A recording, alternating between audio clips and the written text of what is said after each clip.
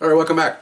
On RealCopStoriesVideos.com, 358 cop stories, 7 to 10 minutes. Look them up. Vice Narcotics Gang. He's got gross alerts on there. Got naked bodies, prostitutes doing weird things, really bad things I cannot unremember 40-some years later. But I hope you enjoy them all. In addition to that, we got over 160 now of question and answer. So ask me a question. I'll repeat it. I'll send it back an answer. And then we'll also do it on tape like we're doing now. So if you have a question, email me at rsbcopstories@gmail.com. And we're talking about a scary incidents. Okay, and I'll give you the quick synopsis of what happened here. We had an informant that said this guy was buying or selling heroin. And so I was dressed down pretty good. I had some makeup on, I had long hair, I dressed like a heroin addict. Met a guy in a bar, went out to the parking lot, and had a couple of the old-fashioned, well, I should say old-fashioned, in the 70s, Selectronic IBM electric typewriters. In those days, it was a state-of-the-art typewriters. And they had something that we could check out for this type of purpose. So he had 2 of them. So I said I wanted 4 balloons of heroin for this. Okay. So he said okay. So he took the typewriter. He says, "Follow me, and I'll take you to the dope." Okay. So I'm gonna tell the story, and I'll come back to several things failed here. Okay. So I followed him. Yeah, maybe 8 miles away. Okay, and into a house. Probably should have done that, but I tell you later why I thought it was okay to do it. Went to a house, stood by the front door. I got all I look like a dirtbag, but I still got a gun under my waistband. I had a waistband then. I don't have one now, and got ring girders now for my hips. But so he goes back to get heroin. He comes out with heroin in his hand, and I look over, and here's his wife standing there, and she's got a shawl over her arm. She's got a 38 in her hand. Okay, she's covering the deal. Okay. So I see that, and I give her a nod, and she just looks at me, straight stare. And the whole time I'm thinking, okay, I practiced. I've been on the job about 6.5, 7 years. I'm thinking to myself, okay, if she moves to point the gun, I'm killing her first, and then I'm killing him. You remember now, this is undercover work, and you got to think a little different than patrol. Patrol, you think, I'm going to try the best I can. I'm going to try to, But when you're undercover and it's your life by yourself, you got to think of yourself first. And so I'm thinking, how fast can I get the gun out? I guarantee you, pretty fast. And I'm taking her out. She's a threat. And then I'll shoot him just because I think he might have a gun also. I don't know. Anyway, so the exchange was made. I got back in the car, drove back to the bar. He followed me back to the bar because I was going to set him up with some prostitutes. And so went to a room, and we had some, he went back to the bar first, and then he had prostitutes for me. So sent the girls over to a room nearby. I had my partners waiting for them. And I got violations over them in the parking lot. Said I'll meet them in a few minutes. They went to the room. They were arrested. Excuse me. We're going to go back in. He was going to get some more prostitutes for myself and him. Went back into the bar with other officers and popped him, and it was over. Okay, that's the case. Pretty good case, actually. We got 4 bundles of heroin. We got and then we rolled back quickly to the house and arrested her, and she gave up where the gun was. And so we got 4 arrests and a lot of dope. It was really clean if you look at the way I told you. Okay, here's where the scary and bad things happen. Okay, in preparation for me to go undercover, we called for the boys from downtown to come out, and they had like an RV, one of those drive-through, the drive. Not really. It's not a really big one. It's just the what do you call it? The Ford front end, and then the camper behind it. It's all wired for sound, and I had a wire on me, and they were going to monitor my where I was going, what I was talking to, and everything else. And they even made us schmuck me mark like, oh, we do this all the time, And they're from downtown, they're big boys. We're just the small peons down here in Vice. So I'm talking the whole time, and they're watching. I can see the motorhome right in the parking lot. They're covering me visually and audibly. My partners are all spread out. Okay, so I'm in the parking lot on purpose. We're showing this exchange of the items. The cameras are rolling. Okay, follow me. Okay, follow you. Make a U-turn. I get in my car. And as I get in my car, I'm by myself now. I don't have a radio because it's an undercover car. I'm saying, okay, here's a license plate. Call out the license plate of the car so they can hear it. We're going northbound on this one street. Okay, we're getting on the freeway. Hope you guys are behind me. And I'm busy now following him. He's racing up the freeway. They lost me before I even got to the freeway. Okay. Unbeknownst to me, I didn't know they were behind me. I thought I had backup with me. I thought the way it was supposed to be was that I'm supposed to be driving this van, motorhome or whatever, supposed to be behind me, monitoring my conversation, and then behind them or around that motorhome was supposed to be 2 or 3 undercover cars to cover me in case I need help. That was the ideal thing. Tell you later on when I became a top step, I ran these operations like that, very strict because of one of these things. Went sideways. So now I think I'm cool. I'm heading to the house. We pull up in front of the house.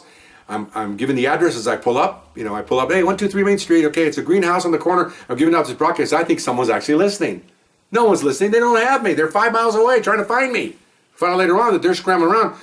Here, they're scrambling everywhere. They even got black and white units involved trying to find me. They figured I was in behind some parking lot. I would never do that. I'm not going to do that. We were told to make sure you're followed and direct routes and all that. No. Okay.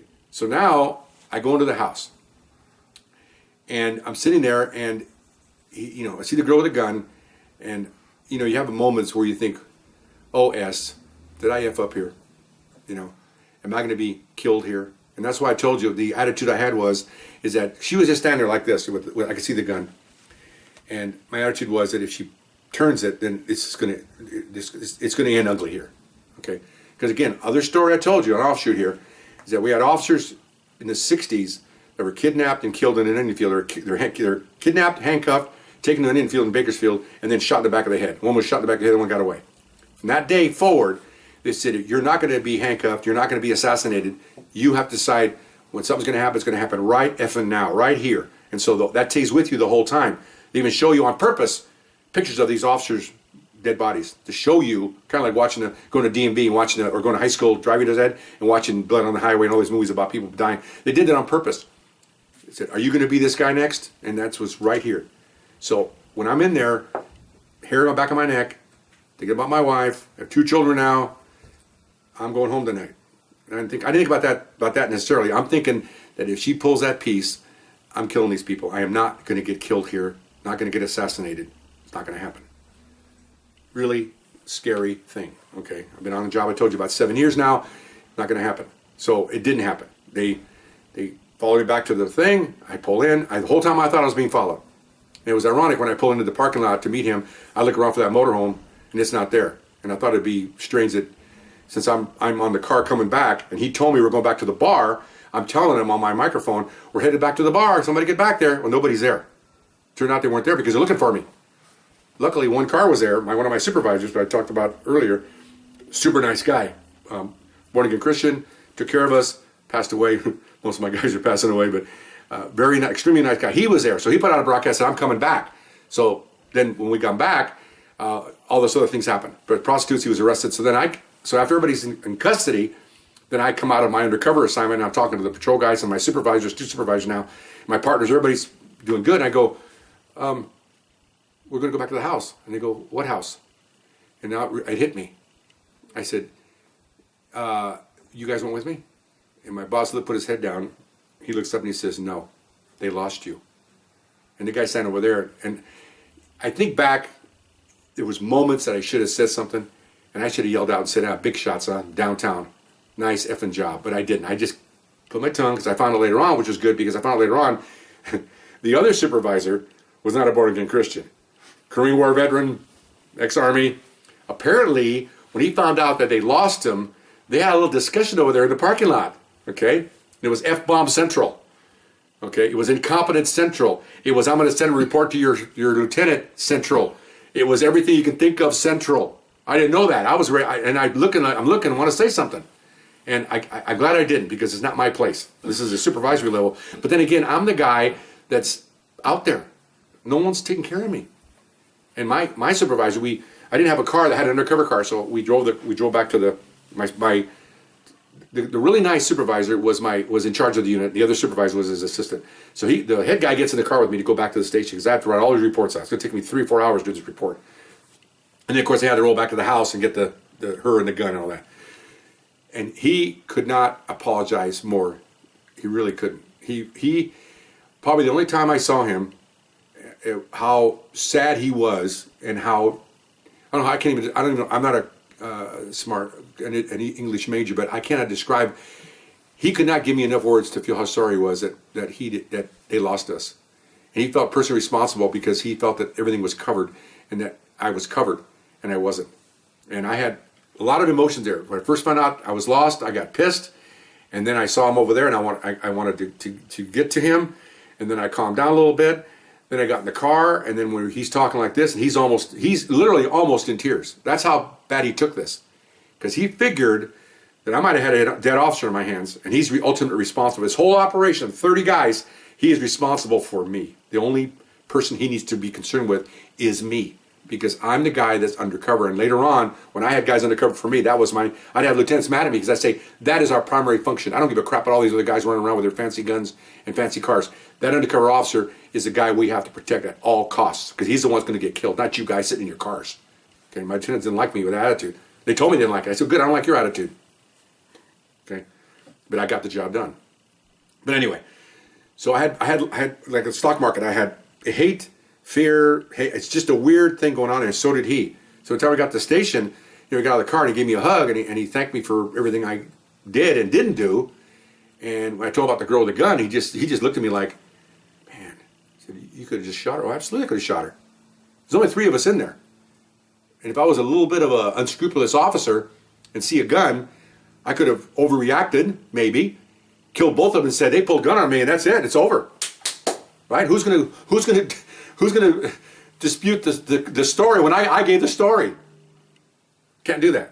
I couldn't do that. But anyway, I'm sure it's happened. Other officer, I have no idea. But so several levels, and then towards the end I got a little bit melancholy, and I felt like, wow, and I'm sitting there with have a stack of pencils. In those days we had to write our reports in pencil. I got like 4 or 5 sharpened pencils. I got my reports, a blank sheet, almost like writing a novel. And I'm sitting there looking at this sheet, and I'm just thinking, man, my partners, 2 of them we worked together for years. I'm thinking, I could have been I could be not the one writing the story. I could be the homicide guys writing the story. Strange. And so that hit me. And then I was drinking coffee there. I did that night. Went and had a couple cups of coffee to calm down a little bit. Although coffee calmed down anyway. But yeah, it was scary in the sense afterwards. It was scary. It wasn't scary when I was doing it because I was just going through the numbers. Except when I saw the gun. Then I started thinking, okay, now this is going to be the shootout here in about 2 seconds. And then after that, after I got out of the house and went back to the bar, then it got calmer. The longer that went on, the calmer I got. And once everybody was in custody, then it really calmed down. And then again, until I found out what they did or didn't do, and then it went back up again. So, but then at the end of the night being like 1 o'clock in the morning, getting ready to write the report, then it hit me how bad this could have been, how quickly this could have gone sideways, how they could have easily just shot me and just dumped me out on the street and just said they don't know how I got shot, and nobody would be the wiser. Midnight, shoot somebody in the house, nobody hears the gun, maybe not. Put my body out on the curb, and all of a sudden it's an unsolved homicide. Real simple. So that was pretty scary. And so there's other ones I'll go to here that's probably the worst of all of them. The one before about stopping a car full of felons, that was pretty scary, but this was scary because I was really alone. The other ones I had backup. There was no backup here. It's just me, myself, and I. And I'm not a spiritual man, but I do believe in a supreme being. And I think that moment, they call us the City of Angels. I think that moment I was taken care of. And I appreciate that for my wife and my children. And but anyway, I don't get too melancholy right now. I'm in a low part here. But anyway, so I hope you enjoyed that story, and we'll see you next time. Bye-bye.